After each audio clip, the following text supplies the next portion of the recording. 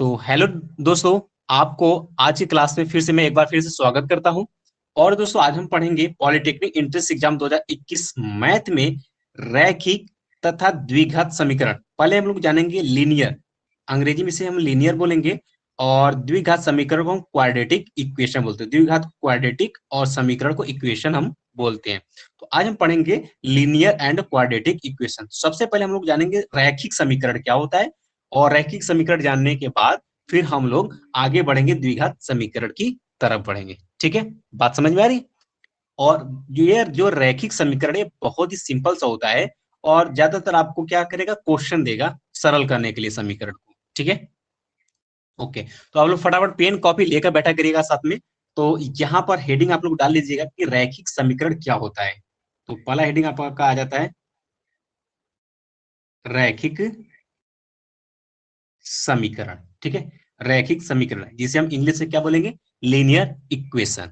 ठीक है, परिभाषा ध्यान सुनिएगा, साथ में नोट करते चलिएगा। परिभाषा कहता है कि ऐसे रैखिक बहुपद, ध्यान सुनिएगा, ऐसे रैखिक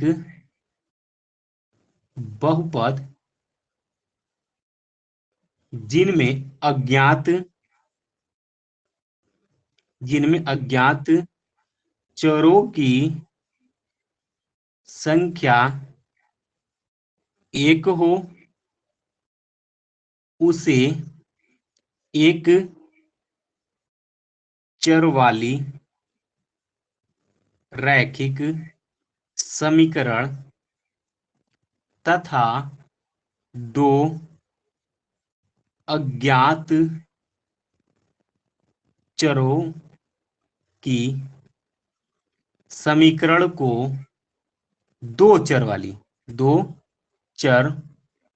वाली रैखिक समीकरण कहते हैं। ये तो दोस्तों परिभाषा रहा, अभी हम हमको पूरी तरीके से समझाएंगे, तब आपको समझ में आएगा अच्छे से। ठीक है, तो रैखिक समीकरण का परिभाषा ध्यान से कहता है कि ऐसे रैखिक बहुपद, तो बहुपद तो आप पहले से मैंने आपको पढ़ा चुका हूं, और इसका क्लास जो है आपको ऑलरेडी आपको इस पर पढ़ा हुआ है। ठीक है, एप्लीकेशन पे ही आपको बहुपद का क्लास पढ़ा हुआ, उसको आप देख लीजिएगा कि बहुपद कैसे हम लोग पहचानते हैं, और मैंने बताया था बहुत डिटेल में। ठीक है, तो परिभाषा कहता है कि ऐसे रैखिक बहुपद जिनमें अज्ञात चरों की संख्या एक हो, यानी कि अज्ञात हो लेकिन चरों की संख्या क्या हो, एक हो, उसे एक चर वाली रैखिक समीकरण कहेंगे। ठीक है, तथा दो अज्ञात चरों की समीकरण को हम दो चर वाली रैखिक समीकरण कहते हैं। ध्यान से सुनिएगा, चर का मतलब है कि इसमें क्या है, चर बोला है तो चर हम किसको मानते हैं, एक्स वाई जेड, ये सब हमारी क्या होती है,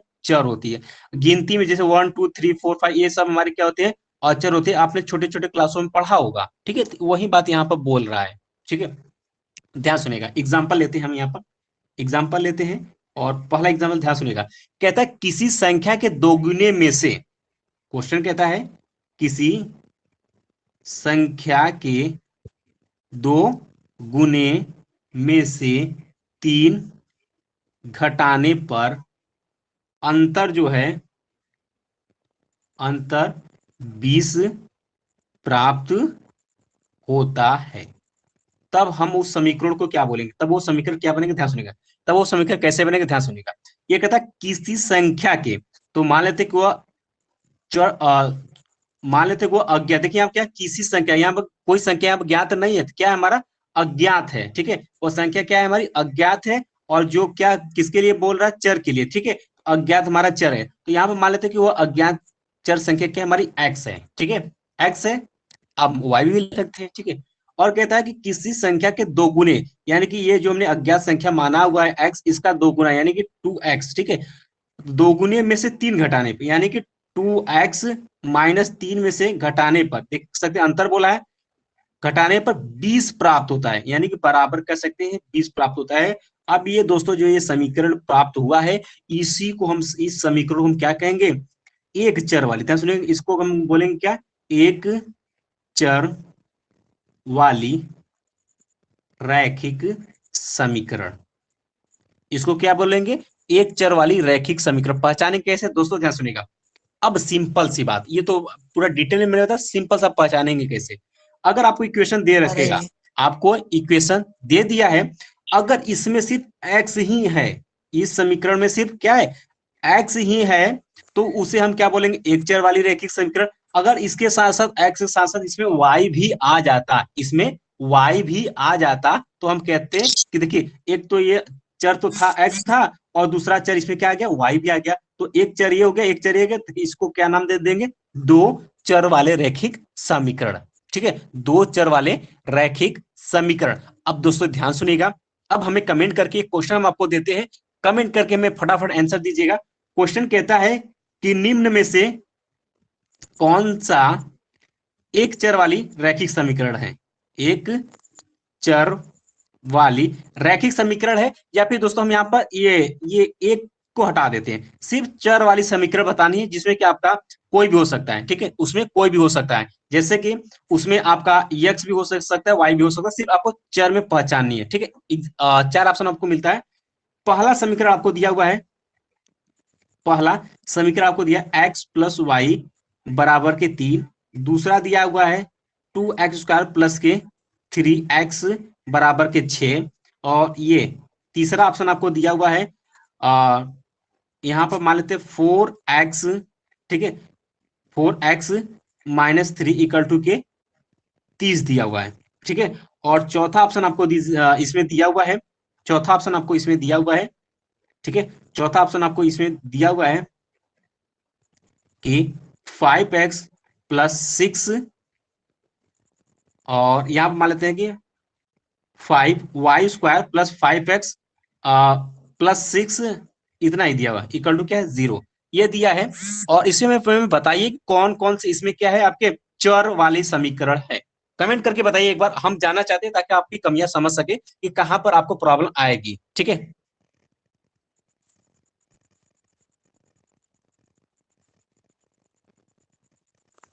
ठीक है, तो बताइए एक बार जरूर आप लोग कमेंट करिए। इसमें आपको चार ऑप्शन मैंने दिया हुआ है, इसमें से आपको रैखिक, इसमें से आपको रैखिक समीकरण पहचानी है, रैखिक चर समीकरण आपको पहचाननी है, रैखिक चर समीकरण आपको पहचाननी है। परिभाषा मैंने आपको बताया।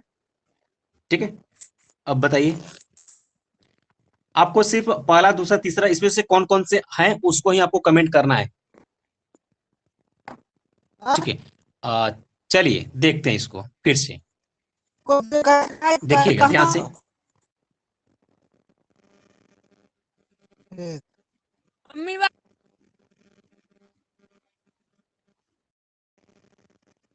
थोड़ा सा आप लोग वेट, रुक जाइए। हाँ ठीक है, ठीक ठीक ठीक है। अब देखिए यहाँ पर मैंने क्या बोला था, एक चर में चाहिए आपको। ठीक है, एक चर में। अब यहाँ पर हमने आपको एक चर वाले रैखिक समीकरण आपको बता दिया।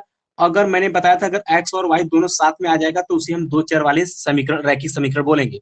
अब देखिए यहाँ पर इस वाले ऑप्शन को देखिए, इस वाले समीकरण को देखिए, पहले वाले को, ये कहा X plus Y equal to 3 दिया है, एक क्या आपका रैखिक रैखिक समीकरण है, ये दो चर वाली, ये क्या कहलाएगी, देखिए एक्स और वाई दोनों आए, तो ये दो चर वाली क्या है, रैखिक समीकरण है। ठीक है, तो पहला आपने पहचान लिया क्या है, देखिए एक्स और वाई दोनों आया हुआ, इसलिए क्या है, ये दो चर वाली रैखिक समीकरण हो गया। अब इसको देखिए, ये दिया 2x² plus 3x equal to 6 दिया है। अब देखिए इसमें x है, ये क्या आपका है, पूनम का यहाँ पर आंसर फर्स्ट आया हुआ है। ठीक है, तो आगे बढ़ते हैं। अब इसको देखिए, अब सेकेंड ऑप्शन देखिए, मैंने क्या बोला है कि हमने क्या बताया आपकी, आपको रैखिक समीकरण बोला है। रैखिक का मतलब है, ध्यान सुनेगा, रैखिक का मतलब है कि उसका जो ग्राफ बनेगा वो क्या होगा, एक लाइन बनेगी, क्या बनेगी, एक लाइन बनेगी। ठीक है, एक लाइन बनेगी। और यहाँ देखिए क्या, ये तो आपका द्विघात समीकरण दिख रहा है, 2x² plus 3x equal to 6, ये तो द्विघात समीकरण है।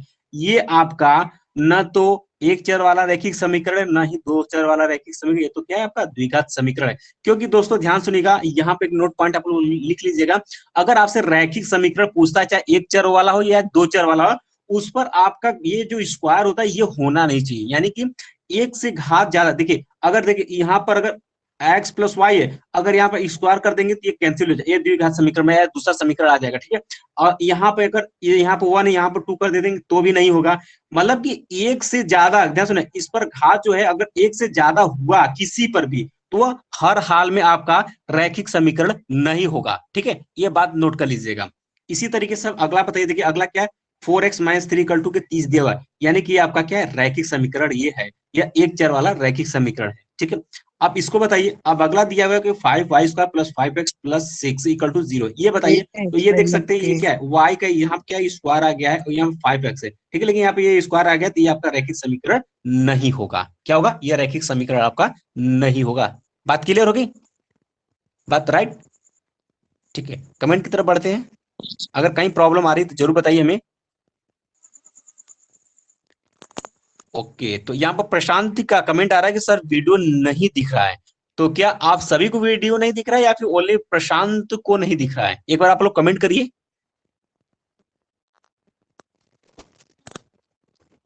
ठीक है, तो अब वो क्या, अब क्लियर आ रही है। तो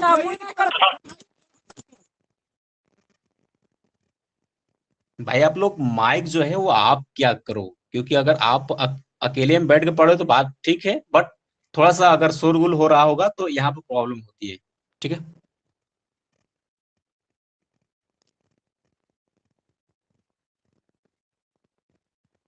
ओके, तो आगे बढ़े क्लास को, फिर हम लोग आगे बढ़ाते हैं। तो आपने एक चर वाला रैखिक समीकरण पहचान लिया। अब इसके बाद बात कर लेते हैं द्विचर वाले रैखिक समीकरण को। ध्यान सुनेगा, कैसे मिलेगा आपको, कहेगा किन्हीं, ठीक है, कहेगा किन्हीं दो संख्याओं का योग 28 तथा अंतर क्या है आपका 10 है, तो समीकरण क्या होगा। अब कहा किन्हीं दो संख्याओं का, तो वो दो संख्या हम क्या क्या मान लेंगे, एक x मान लेंगे और दूसरी संख्या क्या मान लेंगे, हम y मान लेंगे। और कहते हैं इसका योग 28 तथा अंतर कितना है आपका 10 है। बात क्लियर। तो x + y = कितना बोल रहा है, योग होता है तो 28 हो जाता है, और अंतर यानी x - y बोलता है तो इसका अंतर कितना हो जाता है आपका 10 हो जाता है। और ये दोनों जो समीकरण प्राप्त हुआ, इसी समीकरण हम क्या बोलेंगे, दो चर वाले रैखिक समीकरण। ठीक है, अगर इसमें किसी का घात एक से ज्यादा हुआ तो वो दो चर वाला, यानी कि वो चर वाला या दो चर वाला रैखिक समीकरण नहीं रह जाएगा। रैखिक में हमेशा क्या होना चाहिए, एक्स और वाई पर जो भी घात रहेगी वो हमेशा क्या होगी, 1 होगी। बात क्लियर है। ठीक है, सिर्फ इतना ही इसमें क्लियर करना था। बाकी हम अब इसमें दोस्तों, अब आपको क्वेश्चन क्या पूछेगा। सचिन का यहाँ पर कमेंट आ रहा है कि सर वीडियो नहीं दिख रहा है। तो एक बार आप बाहर हो जाइए, फिर उसके बाद फिर से आप एप्लीकेशन को प्ले करिए और देखिए उसमें क्या रिस्पांस आ रही है। प्रशांत, सर वीडियो नहीं आ रही है। प्रशांत एक बार आप क्या करिए कि आप क्लास से जो है वो आप पहले आप बाहर निकल जाइए एप्लीकेशन से, फिर उसके बाद फिर से आप लॉग इन करके आइए, देखिए क्या रिस्पांस आ रही है। ठीक है, एक बार आप लोग कर लीजिए, बाकी हम देखते हैं क्या रिस्पांस आ रही है।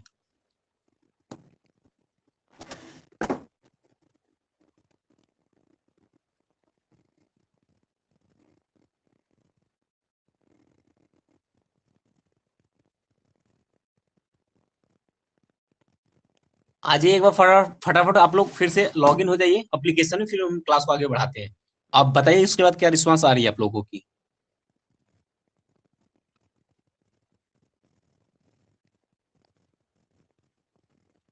आ रहा है सर। ठीक है, तो आप लोग फटाफट कमेंट करिए, क्या अब अच्छे से दिख रहा है। आ रहा है ओके सर। सर। ओके,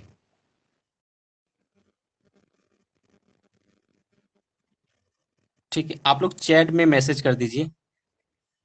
अ, प्रशांत यहाँ पे बोल रहे हैं कि नहीं सर नहीं आ रहा है। ठीक है, तो थोड़ा सा आप क्या आपकी तरफ इंटरनेट जो है वो सही है या फिर थोड़ा वो स्लो चल रही है। ये प्रॉब्लम सभी स्टूडेंट को आ रही है या फिर सिर्फ प्रशांत को ही आ रहा है।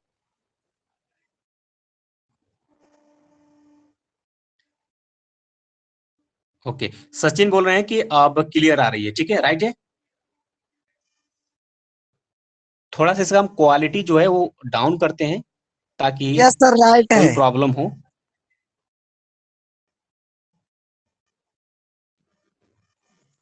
सर। ओके, चलिए क्लास को आगे बढ़ाते हैं। अब उम्मीद है कि आपको अब क्लियर जा रही होगी। ठीक है, अब दोस्तों इसके बाद बात कर लेते हैं, आगे हमारा आ जाता है रैखिक समीकरण को हल करने की विधियां। हेडिंग आप लोग डाल लीजिएगा, रैखिक समीकरणों को हल करने की विधियां। ठीक है, ये है रैखिक समीकरण को हल करने की विधियां। तो दोस्तों इसमें बहुत सारे आपके हो जाते हैं, तो इसमें हम लोग विधि को पूरा डिटेल में नहीं जानेंगे, सिर्फ क्वेश्चन ये आप पहले से कक्षा में पढ़े हुए हैं और आपने बहुत सारे इसमें आपने इक्वेशन को सरल किया भी होगा। तो पहला इसमें आपने हाई स्कूल में पढ़ा था, क्या होता है, एक प्रतिस्थापन विधि। समझ में नहीं। प्रतिस्थापन विधि, ठीक है। तो प्रतिस्थापन विधि में होता है क्या है कि जैसे कि इसमें हमें दो समीकरण, जैसे कि मान लेते हैं दो हमें रैखिक समीकरण दिया हुआ है, एक्स और वाई इक्वल टू 3 दिया है, और एक दिया 4x minus Y equal to 5 दिया है। तो हम करते कुछ नहीं, सिर्फ यहाँ से किसी एक समीकरण में से x या y का मान निकाल किसी दूसरे में क्या कर देते हैं, प्रतिस्थापित करके वहां से हम जब y का मान निकाल करके इस किसी वाले समीकरण में आप प्रतिस्थापित कर देते हैं, रख देते हैं, तो उससे यहाँ से x का मान निकाल लेते हैं। इस प्रक्रिया को हम क्या कहेंगे, प्रतिस्थापन विधि द्वारा हम किसी भी समीकरण को हल करते हैं। जैसे कि इसको हमें सरल करना होगा तो कैसे सरल करेंगे, ठीक है। अब देखिए ये माइनस वाई है, इसको हम इधर लेकर चले जाते हैं, ठीक है, या हम इसी को ले लेते हैं, पहले वाली इक्वेशन को ही ले लेते हैं। देखिए माइनस वाई इसको इधर लेकर जाए, 3 को इधर लेकर जाए, यानी वाई बराबर हमारा क्या गया, ठीक है। या किसी भी तरीके से कर, यहाँ देखिए माइनस वाई, तो यहाँ पर माइनस वाई बराबर करेंगे तो यहाँ कितना आ जाएगा, 3 माइनस के 2x आ जाएगा। और माइनस वाई की जगह पर आपको क्या पुट कर देना, इतना पुट कर, यानी माइनस वाई की जगह पर आप क्या कितना रख सकते हैं, 4x, यहाँ पे क्या जाएगा प्लस 3 माइनस के 2x इक्वल टू के 5। अब देखिए यहाँ पर भी x आ गया, यहाँ पर भी x आ गया, तो इसमें अगर 2x उधर जाएगा तो ये क्या हो जाएगा आपका, 5 में से 3 गया, 2 बचा, x ये 2 कैंसिल, x इक्वल टू 1। अब x का मान तो आ चुका, आप किसी भी समीकरण में नाम वैल्यू रखकर आप चेक कर सकते हैं, निकाल सकते हैं। तो इस विधि को हम बोलते हैं प्रतिस्थापन विधि बोलते हैं, ठीक है। इसके बाद दोस्तों अगला दूसरा हमारा विधि आ जाता है, ये विलोपन विधि।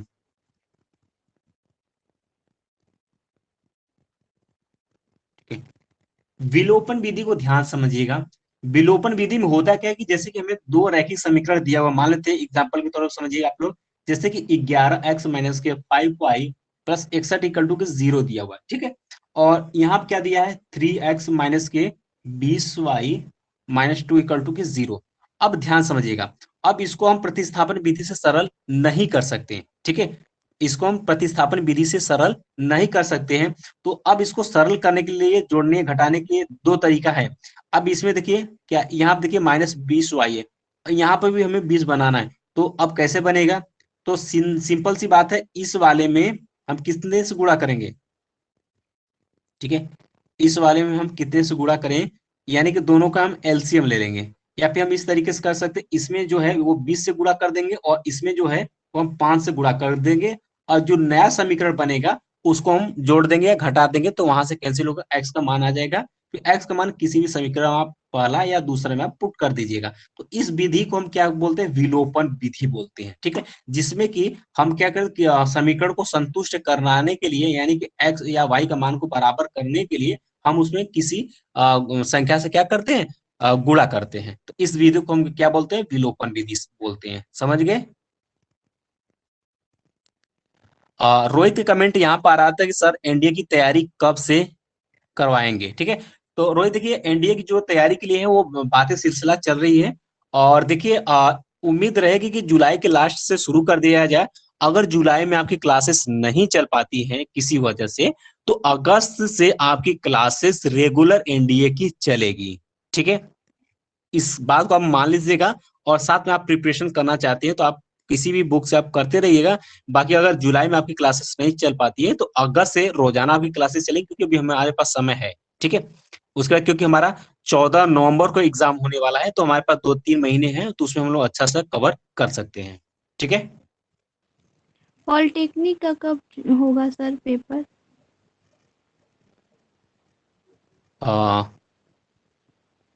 क्या पूनम, क्या बोल रही हो आप? पॉलिटेक्निक का पेपर कब होगा सर? देखिए, पॉलिटेक्निक का अभी भी डेट नहीं आया है। तकरीबन अभी तो 15 जुलाई जो है उसका लास्ट डेट है फॉर्म का। तकरीबन 4 से 5 बार जो है इसका फॉर्म का डेट बढ़ाया गया है। 15 जुलाई तक लास्ट डेट है पॉलिटेक्निक का। इसके बाद ही पॉलिटेक्निक निर्णय लेगा। तो उम्मीद यही है कि आपकी जो पेपर होगी वो अगस्त में होगी, यानी कि आप मान सकते हैं जैसे कि 5 से 10 अगस्त के बीच में या 15 अगस्त के बीच में, ऐसे ही कुछ आप मान सकते हो पेपर के लिए। ठीक है। Okay sir. ठीक। ओके, तो अब शुरू करते हैं आगे। तो आपने समझ लिया सर कि विलोपन बीएचयू की विधि क्या क्लास होता नहीं है। करती तो है। इस तरीके से हम विलोपन विधि करते हैं। सचिन, कुछ आप बोल रहे थे? बीएचयू की क्लास सर। देखिए सचिन, बीएचयू की जो क्लास है वो चल रही है, बट कुछ वजह से बिजी होने की वजह से क्लास जो है आपकी रुकी हुई है। बट आपके पास जो भी बुक है आप उससे क्वेश्चन लगाने की कोशिश करिएगा। ठीक है। बाकी हमें जब भी समय मिलेगा क्लासेस आपकी चलाया जाएगा। यस सर ठीक। ठीक है। ठीक सर। तो दूसरा विधि भी आपने समझ लिया। विलोपन विधि में क्या करते हैं, इसमें किसी निश्चित संख्या से गुणा करके उस समीकरण को हम लोग क्या करते हैं, सरल करते हैं। ठीक है। तो ये, इसके बाद दोस्तों तीसरा विधि आप लोग नोट कर लीजिएगा, जिसे हम कहते हैं वज्र गुणन विधि। वज्र गुणन, इसको ठीक से बना लीजिए, वज्र गुणन विधि। नाम से क्लियर है कि ये क्या, ये जो समीकरण बनेगी तो इसको हम हमें थोड़ा सा मेहनत करके इसको सरल करना होगा, तभी तो इसका नाम क्या रखा गया है, वज्र गुणन विधि। ठीक है। तो इसमें होता क्या, ध्यान सुनेगा। वज्र गुणन विधि में ध्यान सुनिएगा कैसे करते हैं। जैसे कि मान लेते कोई हमें दो समीकरण हमें दिया हो, जैसे कि मान लेते एक समीकरण दिया हुआ है a1x plus b1y plus c1 equal to के 0। ठीक है। तथा हमें दूसरा समीकरण दिया हुआ है a2x plus b2y plus c2 equal to के 0। ये हमें दूसरा समीकरण दिया है। तो अगर हमें इसे वज्र गुणन विधि से सरल करना होगा, ध्यान सुनिएगा, वज्र गुणन विधि से अगर इसे हमें सरल करना होगा तो कैसे करेंगे, ध्यान सुनिएगा। ध्यान सुनिएगा कैसे करते हैं। पहले हम इस x को लेंगे, ध्यान सुनिए, इस x को लेंगे तो यहां पर लिखेंगे x अपान। ठीक है। x अपान, अब जब x ने हमने लिया है इसको हम छोड़ देंगे और यहां इसको छोड़ देंगे। ठीक है। इसको छोड़ देंगे। अब देखिए y का गुणा क्या है, ये b1 का गुणा हम किससे कराएंगे, b1 का गुणा किससे कराएंगे, यहाँ पे क्या आपका b2y है। ठीक है। यहाँ बना लीजिए, यहाँ पर क्या b2y है। इस इसका गुणा y गुणा इसके साथ कराएंगे। चलिए, यहाँ पर b1 इंटू क्या आ जाएगा, यहाँ पे इसका गुणा इसके साथ कराएंगे, यानी क्या आ जाएगा आपका b1c2 माइनस लगाते हैं, माइनस, अब क्या करेंगे, अब ये बचा क्या b2c1, तो यहां से क्या कर देंगे आपका b2c1। अब यहाँ पे बराबर करेंगे। अब इसके बाद हम y को लेंगे, अब y को लेंगे तो b1 नहीं लेंगे और यहाँ से सॉरी यहाँ से हम b2 नहीं लेंगे। ठीक है। तो यहाँ पर y अपान नीचे क्या हो जाएगा, अब ये छोड़ देना है, ये छोड़ देना है, तो अब गुणा करेंगे तो यहां से क्या बचा आपका C1 बचा। तो C1 इंटू यहाँ पर क्या बचा आपका C1 इंटू यहाँ पे क्या बचा आपका A2 बचा। तो C1 इंटू क्या हो जाएगा A2 माइनस के, अब क्या बचा, इसके बाद आ गया तो यहाँ पर आ जाएंगे। ठीक है। तो यहाँ पर हमें क्या मिलेगा A1, तो A1 इंटू क्या हो जाएगा आपका C2 बराबर, अगला क्या है यहाँ पर देखिए आपका C1। C1 क्या है हमारा, कोई अचर संख्या, जैसे यहाँ पर 4 होगा 5 कोई भी संख्या होगी, तो इसको हम क्या लेते हैं, हमेशा 1 लेते हैं। अब देखिए अब C1 की पारी आ गई तो इसको छोड़ देंगे, इसको जब यहाँ पे ले लिया तो इसको छोड़ देंगे। अब ये दोनों बचे, इसको आपस में गुणा कराएंगे, तो इसको आपस में गुणा कराएंगे तो क्या आ जाएगा आपका A1 A2, A1 A2 minus की क्या आ जाएगा आपका, यहाँ देखिए A1 का गुणा इसके सॉरी x के साथ करेंगे। ठीक है। A1 इंटू क्या हो जाएगा आपका, कहाँ गया भाई, देखिए यहाँ पर A1 इंटू क्या हो जाएगा यहाँ पर B2 माइनस के आपका यहां से क्या हो जाएगा B1 या B1 इंटू क्या हो जाएगा A2। इस तरीके से हम गुणा इसका कराते हैं। ठीक है, सिंपल सी बात है। अब यहां से हमें वैल्यू निकालने के लिए आप x को पकड़ेंगे, इसके साथ बराबर का सरल कर लेंगे, y का मान निकालना होगा तो इसके साथ बराबर करके आप हल कर लेंगे। तो ये दोस्तों आपका क्या होता है, वज्र गुणन विधि होता है। तो दोस्तों आई होप कि आपको ये वज्र गुणन विधि अच्छे से समझ में आ गया होगा। ठीक है, तो एक क्वेश्चन हम लोग कोशिश करते हैं कि अगर मिल जाता है वज्र गुणन विधि पर तो उस पर हम एक क्वेश्चन सरल कर लेते हैं ताकि आपको समझ में आ सके। बाकी वज्र गुणन विधि में क्या होता है, हमें समीकरण को ही सरल करना होता है। ठीक है, तो हम लोग आगे बढ़ते हैं, आगे हम लोग शुरू करते हैं द्विघात समीकरण शुरू करते हैं जो कि इंपॉर्टेंट है। इससे तो सिर्फ इतना ही क्वेश्चन पूछेगा, ये आप आसानी से कर लेंगे।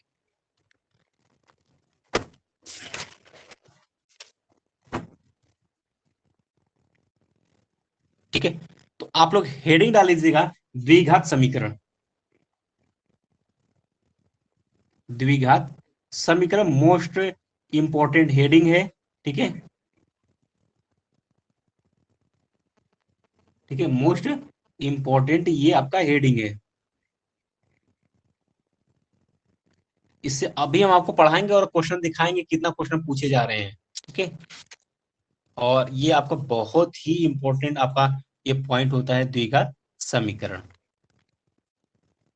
ठीक है, सुनिए ध्यान से कि क्या होता है द्विघात समीकरण।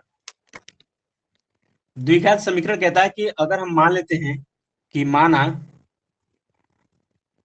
a0 a1 a2 a3 dot dot an हमारी क्या है, वास्तविक वास्तविक संख्याएं हैं, तब हम कह सकते हैं भाई, तब हम कह सकते हैं कि जो हमारा एफ ऑफ एक्स जो हमारा फंक्शन है वह क्या a1 a0 a1 x plus a2 x square plus dot dot plus an x के पावर में n को बहुपद कहते हैं। को हम क्या बोलते हैं, बहुपद कहते हैं। बहुपद हमने पढ़ा हुआ है, बहुपद कहते हैं जिनकी घात क्या है, n है, जिनकी घात क्या है, n है। देख सकते हैं मैक्सिमम घात कितनी है, n है।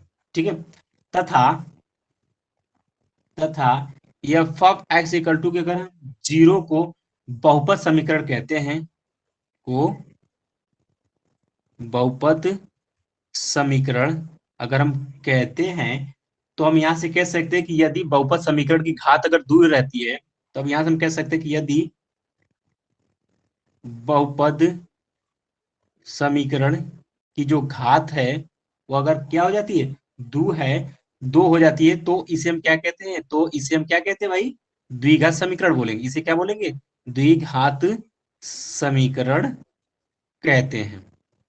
अब ध्यान सुनेगा, इसको मैं रिपीट करता हूं एक बार फिर से। कमेंट आया आपका,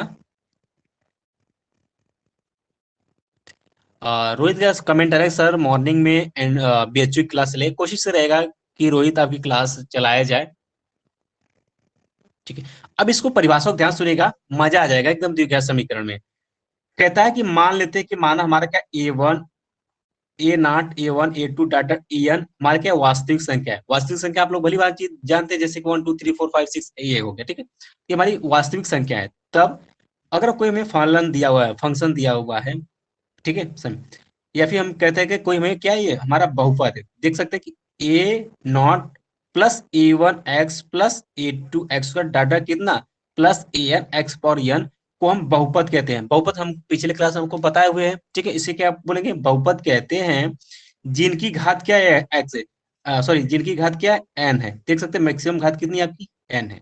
इसे हम कहेंगे n घात वाला बहुपद। ठीक है, इसे हम बोलेंगे n घात वाला बहुपद, बिल्कुल सही है। अगर इसी बहुपद को जो ये एफ ऑफ एक्स दिया हुआ, इसी बहुपद को अगर हम जीरो के बराबर कर दें, इसी को हम जीरो के बराबर कर दें तो इसे क्या कहेंगे, इसे हम क्या कहेंगे, ये तो पूरा बहुपद था लेकिन इसको हम जीरो के बराबर कर देंगे तो ये क्या हो जाएगा, हमारा समीकरण हो जाएगा। लेकिन इसका नाम क्या है, बहुपद, तो उसको हम क्या कहेंगे, बहुपद समीकरण बोलेंगे। ठीक, उसको बहुपद समीकरण बोलेंगे। ठीक है, n घात का बहुपद समीकरण बोलेंगे। अगर इसी बहुपद समीकरण को ध्यान, इसी बहुपद समीकरण की अगर घात मैक्सिमम कितनी आ जाती है, दो आ जाती है, तो उसी को हम क्या बोल देंगे, द्विघात समीकरण कहते हैं। उसी को क्या बोल देंगे, द्विघात समीकरण। तो आपको क्या पता चला, आपको यह पता चला कि हमारे जो द्विघात समीकरण आई हुई है वो बहुपद से निकल कर आई हुई है। बात क्लियर है सर एक बार अब और दोस्तों, बता दीजिए। हाँ पूनम बताइए। सर एक बार और बता दीजिए। एक बार और बताना है, ठीक है, ध्यान सुनिएगा आप लोग। Yes sir. तो अब देखिए, जैसे कि मान लेते हैं कि हमारा क्या है, A0 A1 A2 A3 dot dot कितनी an हमारी क्या वास्तविक संख्याएं, वास्तविक संख्या जैसे कि 1 2 3 4 5, ये आपने पढ़ा होगा, इसी को हम क्या बोलते हैं, वास्तविक संख्या बोलती है, ठीक है। अगर कोई हम बहुपद ले लेते हैं, जैसे कि एफ ऑफ एक्स में कोई बहुपद, बहुपद का व्यापक रूप मैंने बहुपद जब पढ़ाया तो उसमें बताया था A0 A1 x A2 x square dot dot कितनी an x पावर में n है, ठीक है। तो इसे हम क्या बोलते हैं, बहुपद बोलते हैं, बहुपद का व्यापक समीकरण होता है। और जिनकी क्या मैक्सिमम घात कितनी n है, यहाँ पर देख सकते हैं कि मैक्सिमम घात कितनी आई इस बहुपद की, n आई हुई है। अब ध्यान सुनिएगा कि किसी संख्या को अगर हम जीरो के बराबर कर देते हैं तो उसे हम क्या बोलते हैं, समीकरण बोलते हैं। तो उसी यानी कि ये जो बहुपद है इसको हम लोग जीरो के बराबर कर दिए, जब जीरो को बराबर कर दिए तो इसे हम बोलेंगे n घात का बहुपद समीकरण बोलेंगे, ठीक है, n घात का बहुपद समीकरण बोलेंगे। अगर बात करें तो यदि इसी बहुपद समीकरण की घात हम मैक्सिमम कितना रखते हैं, दो रखते हैं, n न रखकर कितना रख दिए, दो, तो जैसे ही दो रखेंगे तो इसे हम क्या बोलेंगे, द्विघात समीकरण बोलेंगे। अगर यहाँ पर तीन रख देंगे तो हम लोग क्या बोलेंगे, त्रिघात वाला समीकरण रखेंगे। अगर चार घात रहेगा तो फोर्थ घात वाला समीकरण बोलेंगे, इस तरीके से बोलेंगे, ठीक है। Thank you sir. ओके, तो यहाँ पर रोहित बोल रहे हैं कि बिल्कुल समझ में आ रहा है। यस सर समझ में आ सचिन यादव गया। कमेंट आ रहा है कि सर बीएचयू यूनिवर्सिटी के फॉर्म कब से ऑनलाइन होगा।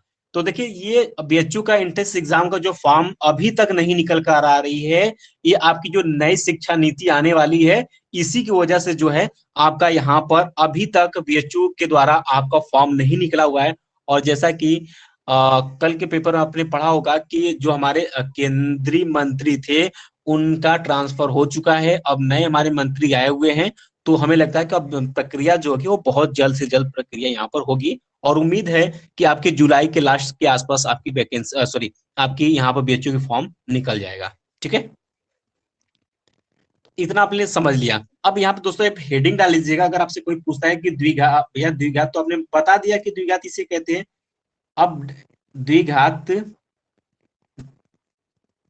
हेडिंग डालिए आप लोग, द्विघात का, द्विघात या फिर हम कह सकते हैं द्विघात समीकरण का व्यापक रूप, ठीक है। अगर आपने इतना बता दिया किसी को और बोलते हैं कि आप भैया बताइए हमें कि द्विघात समीकरण का व्यापक रूप क्या होता है, किसे पहचाने, जैसे कि आप लोगों का नाम, किसी का रोहित नाम है तो किसी का पूनम नाम है, तो किसी का सचिन नाम है, ठीक है, राइट है। तो अगर आप लोगों का नाम लिया जाता है तो ये हो जाता है कि हाँ सचिन का कद काठी ऐसा है, ये सचिन है, ठीक है। उसी तरीके से तो इसी को, इसको भी तो चिन्हना है, पहचाना है कि किसको हम बोलेंगे द्विघात समीकरण है। तो उसको रूप को पहले समझिए। तो द्विघात समीकरण का व्यापक रूप जो होता है वो क्या होता है, a x square plus b x plus c equal to की जीरो होता है। ये द्विघात समीकरण क्या होता है, व्यापक रूप होता है। जहां पर आप लोग याद रखिएगा, ठीक है, जहां पर आपका जो ए है वो नॉट इक्वल टू जीरो होना चाहिए, किसके लिए, द्विघात समीकरण होने के लिए, द्विघात समीकरण होने के लिए याद रखिएगा, द्विघात समीकरण होने के लिए यहाँ पर ए नॉट इक्वल टू जीरो, यानी कि ए का वैल्यू कभी भी जीरो हमें नहीं करना है। जिस बार आप जीरो इसको कर देंगे, ए का मान यहाँ पर क्या हो जाएगा, ये पूरा वैल्यू जीरो हो जाएगा और द्विघात समीकरण आपका नहीं रह जाएगा, ठीक है। बाकी यहाँ पर बात कर लेते हैं, ए बी सी जो है हमारे क्या है, अचर पद है, ठीक है। यहाँ पर सी हमारा, सॉरी, यहाँ पर सी क्या हमारा अचर पद है, सी हमारा क्या अचर पद है। और ए बी सी क्या है, आपके एक्स स्क्वायर का ये गुणांक है, आपके क्या एक्स का ये बी क्या आपका गुणांक है, ठीक है, इतना आप समझिएगा इसे। अब आगे बढ़ते हैं, अब सुनते हम लोग आगे देखते हैं समीकरण के मूल एवं विविध का। हेडिंग आप लोग डाल लीजिएगा कि द्विघात समीकरण के, द्विघात समीकरण के मूल एवं विविध कर, ठीक है, ये आप हेडिंग डाल लीजिएगा। तो दोस्तों ध्यान सुनिएगा, इसका व्यापक समीकरण तो आपको मैंने बता दिया, इसके दो मूल होते हैं, यानी कि व्यापक समीकरण a x square plus b x plus c equal to 0 के 2 मूल होते हैं। क्या सुनिएगा, अब कैसे पहचानेंगे कि भैया दो मूल होंगे? देखिए, जितने घात उतने मूल होंगे, जितने घात उतने मूल, यानी कि दो घात रहेगा तो दो मूल होंगे, तीन घात रहेगा तो तीन मूल होंगे, चार घात रहेगा तो चार मूल होंगे। बात क्लियर है, याद रखिएगा। ठीक है, तो द्विघात हमें सिलेबस में तो द्विघात ही हमें पढ़ना है।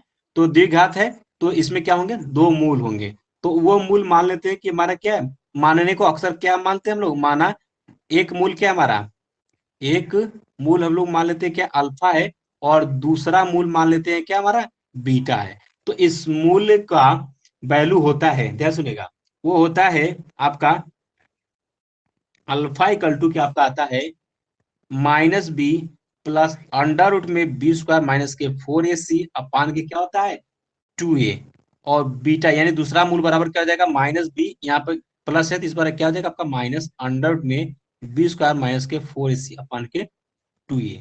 ये हो गया। ठीक है, इसके दो मूल आगे, आप चाहे तो एक साथ भी लिख सकते हैं।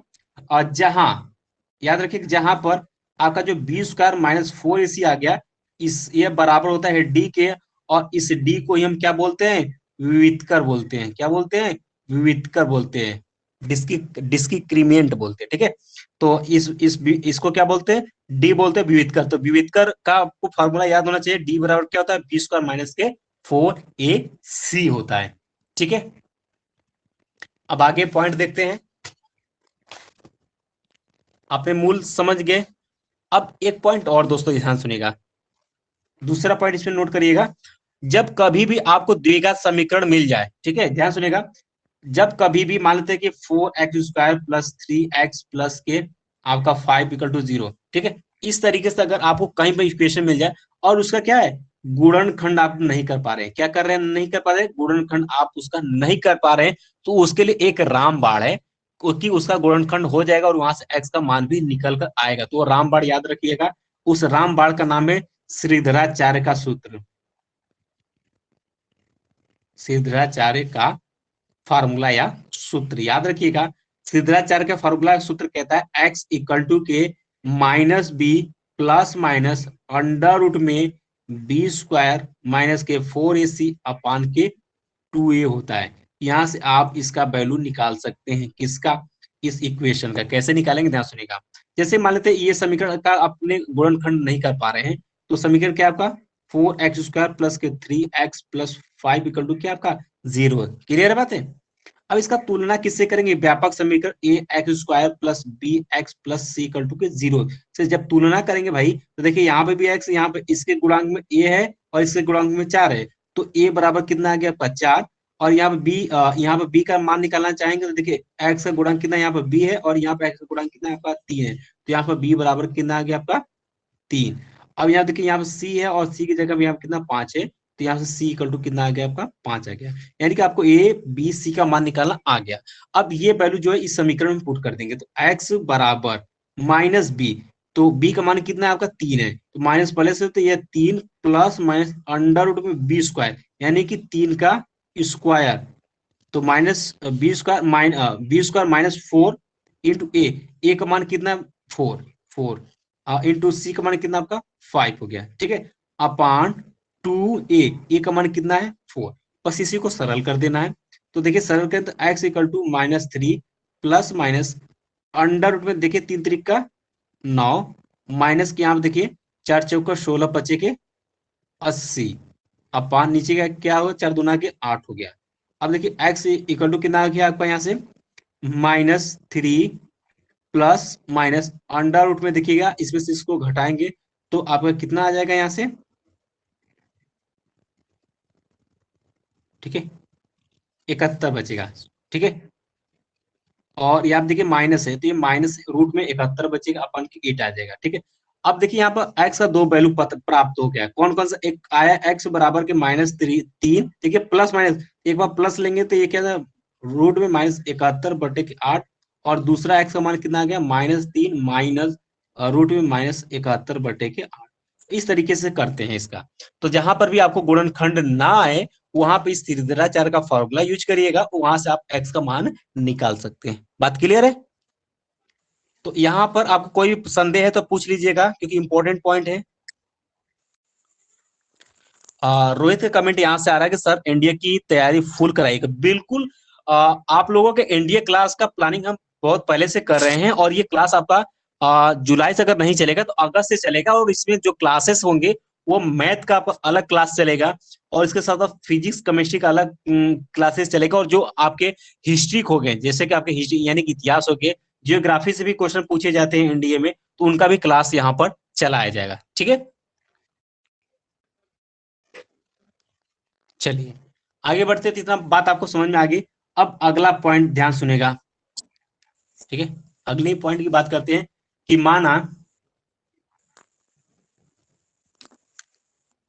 माना समीकरण आपको दिया हुआ है कि माना समीकरण a x square plus b x plus c equal to 0 के मूल क्या है, अल्फा तथा बीटा है, तब मूलों का योग। ठीक है, मूलों का योग यानी कि अल्फा प्लस बीटा, यानी कि अगर आपको समीकरण दिया हुआ, क्या समीकरण व्यापक रूप आपको दिया हुआ a x plus b, a x square plus b x plus c equal to 0 के मूल अगर अल्फा बीटा कर दिया है, तब मूलों का योगफल जो फार्मूला होता है वो होता है माइनस बी अपान ए, अर्थात इसको पढ़ते क्या है, माइनस एक्स स्क्वायर का गुणांक, ठीक है, अब बटे के, सॉरी यहाँ क्या हो जाएगा, B X, sorry minus X का गुणांक बटे के एक्स स्क्वायर का गुणांक, मिला लीजिएगा। ठीक है, इसको याद रखिएगा। अगर आपसे पूछता है कि द्विघात समीकरण दिया हो, कहता है मूलों का योग ज्ञात करेंगे, कैसे करेंगे, अल्फा प्लस बीटा बराबर क्या होता है, minus B by A, minus B को क्या बोलते हैं, माइनस एक्स का गुणांक, देख सकते हैं माइनस एक्स का गुणांक यानी कि बी, तो यहाँ क्या आ गया आपका माइनस बी, माइनस आपका पहले से लगा हुआ है फार्मूले में ही, तो यहाँ पर माइनस एक्स का गुणांक यानी कि बी, तो माइनस बी अपान एक्स स्क्वायर का गुणांक, एक्स स्क्वायर का गुणांक क्या है आपका ए, तो यहाँ क्या है ए, तो अगर अब आप डायरेक्ट कैसे याद रखेंगे कि मूलों का योगफल बराबर क्या होगा, minus b i minus b upon के ए, एक पॉइंट हो गया। अब दूसरा, जैसे कि आपका योगफल होता है वो इसी तरीके से क्या होता है, मूलों का गुणनफल भी होता है। अब लिखेंगे तथा मूलों का गुणनफल, तो मूलों के गुणनफल के लिए क्या हो जाएगा, ये अल्फा इंटू क्या हो जाएगा, बीटा हो जाएगा, तो इसके लिए फार्मूला कहता है सी बाई ए, इसको हम पढ़ेंगे, सी सूत्र कहता है मूलों का गुणनफल सी बाई ए, सी को क्या बोलते हैं, अचर पद, अचर पद बटे की ए क्या है हमारा एक्स स्क्वायर गुणांक है, तो यहाँ पर अचर पद बटे की एक्स स्क्वायर का गुणांक, याद रखिएगा। ये क्वेश्चन आपसे पूछता है, निकालने के लिए वैल्यू देता है। ठीक है, ये वैल्यू निकालने के लिए आपको देता है। तो आई होप कि दोस्तों ये भी पॉइंट आपको समझ में आ गया होगा। इसके दोस्तों अगला पॉइंट नोट करिएगा, कहता है यदि द्विघात समीकरण, यदि द्विघात समीकरण a x square plus b x plus c equal to 0 और ए कहता है कि नॉट इक्वल टू 0 के मूल जो है वो अल्फा, वह क्या है, बीटा हो, तो हम कह सकते हैं, पहला सूत्र याद रखिएगा कि मूलों का समांतर माध्य, मूलों का समांतर माध्य इंपॉर्टेंट है, समांतर माध्य जो होगा वो अल्फा प्लस बीटा बाई के 2 हो जाएगा। दूसरा याद रखिएगा मूलों का हरात्मक माध्य, मूलों का हरात्मक माध्य जो हो जाएगा वो हो जाएगा 2 अल्फा बीटा बटे की क्या हो जाएगा, अल्फा प्लस बीटा। ये दोनों सूत्र आप याद रखिएगा कि यदि कहता है यदि द्विघात समीकरण ए एक्स का प्लस बी एक्स प्लस सी, जहां पर आपको दिया ए जो है वो क्या है 0 के बराबर नहीं, ये देगा भी नहीं भी देगा, कोई दिक्कत नहीं। ठीक है, कि मूल अगर अल्फा बीटा है तो इसका अगर समांतर माध्य आपसे पूछता है, आपसे बोल देगा कि मूलों का समांतर माध्य बताइए, तो सूत्र क्या लगाएंगे आप यहाँ पर, मूलों का समांतर माध्य अल्फा प्लस बीटा बटे के 2 कर देंगे, यानी कि मूलों का आप मूलों का योग करेंगे बटे के 2 कर देंगे, वो आपका समांतर माध्य आ जाएगा। अगर आपसे पूछता है मूलों का हरात्मक माध्य बताइए, तो क्या करेंगे 2 इंटू अल्फा इंटू बीटा करेंगे बटे के अल्फा प्लस बीटा कर देंगे, यानी कि 2 गुणे मूलों का गुणनफल बटे के मूलों का योगफल, इतना अगर करेंगे तो यहाँ से मूलों का हरात्मक माध्य निकल कर आ जाएगा। ठीक है,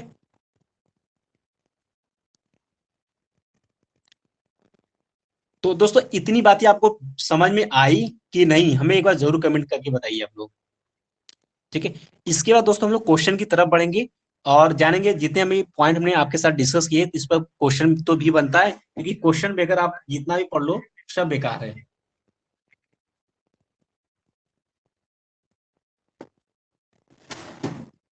चलिए, तो एक क्वेश्चन हम आपको देते हैं और क्वेश्चन जो रहेगा वो बहुत ही इंपॉर्टेंट रहने वाला है और कल की क्लास में हम और अच्छे से देखेंगे। ठीक है, कल की क्लास में और अच्छे से जानेंगे और टॉपिक पर हम लोग डिस्कस करेंगे। ठीक है, क्वेश्चन कहता है कि यदि एक्स स्क्वायर माइनस के 16x प्लस के इक्वल टू के 0 के मूल क्या है आपके बराबर है, तो कहता है के का मान होगा।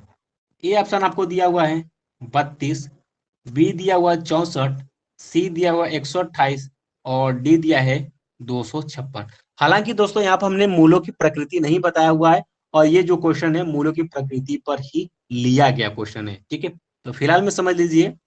अगर दोस्तों यहाँ पर ध्यान सुनेगा कि अगर आपको समीकरण द्विघात दिया कहता है मूल बराबर है, अगर मूल बराबर दिया है यानी कि जो विविधकर होगा वो क्या होगा आपका, क्या हो जाएगा, 0 हो जाएगा। विविधकर क्या होगा, 0, और विविधकर डी 0 हो जाएगा, यानी कि डी बराबर सूत्र आप जानते हैं क्या होता है, 20 सॉरी डी बराबर क्या होता है, बी स्क्वायर माइनस के 4ac होता है, और मूल बराबर यानी कि डी हमारा क्या हो जाएगा यहाँ पर 0, यानी कि बी स्क्वायर माइनस के 4ac बराबर क्या हो जाएगा 0। ठीक है,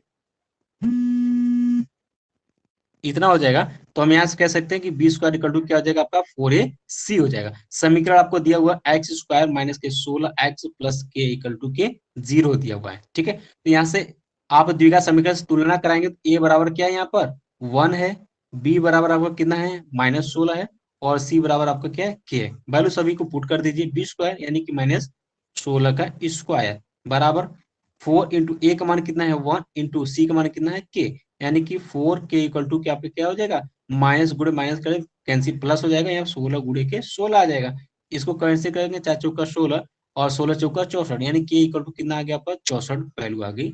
आप मिला लीजिए, आंसर की बात करें तो आपका कौन सा सही हो जाएगा, बी ऑप्शन क्या हो जाएगा आपका करेक्ट हो जाएगा। तो ये दोस्तों बेसिक सा क्वेश्चन मैंने बताया और ऐसे क्वेश्चन आपसे पूछे जाते हैं एग्जाम में। ठीक है, तो दोस्तों आज का क्लास यही में समाप्त करते हैं।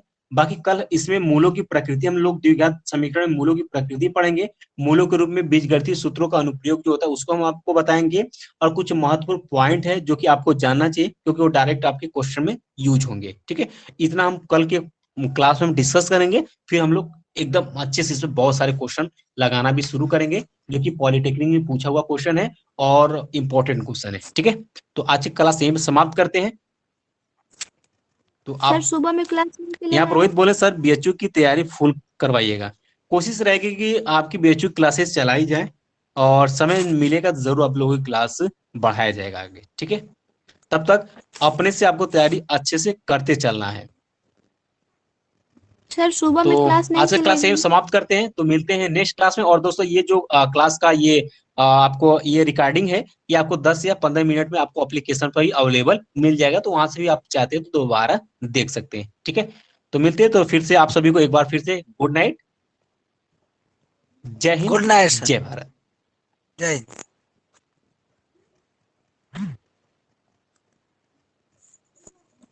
सर मॉर्निंग में नहीं चलेगा ना क्लास। नहीं, मॉर्निंग में क्लास नहीं चलेगा और रात को हमेशा 8 बजे ही क्लास चलेगी। Okay sir.